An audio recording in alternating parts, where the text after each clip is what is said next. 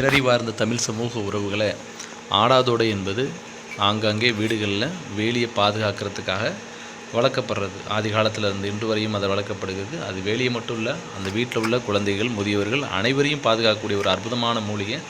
அந்த மூலிகையில் கடை சரக்குகளை, இருமலுக்கு நிவர்த்தியான இருமலை போக்கக்கூடிய கடை சரக்குகளை பக்குவமான முறையில் சரியான விகிதத்தில் கலந்து இலையை வந்து சிறு சிறு துண்டுகளாக நறுக்கி அது மிகுந்த கசப்பாக இருக்கும். தேவையான அளவு பனங்கருப்பட்டி சித்து ஒரு 6 மணி நேரத்துலேருந்து ஒரு 12 மணி வரைக்கும் ஒரு சாதி விறகால எரித்து சுத்தமான முறையில் பாரம்பரிய முறையில் தயாரிக்கப்படுகின்ற ஆடதோட மணப்பாகு சிறந்த மருந்து. சளிக்கு குழந்தைகள்லேருந்து முதியவர்கள் வரை அனைவரும் சாப்பிடலாம்.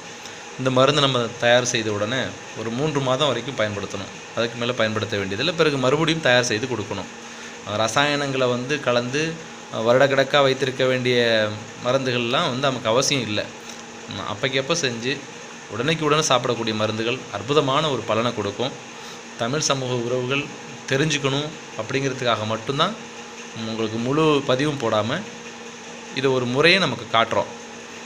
வாழ்க வளமுடன், வையகம் வாழ்க நலமுடன்.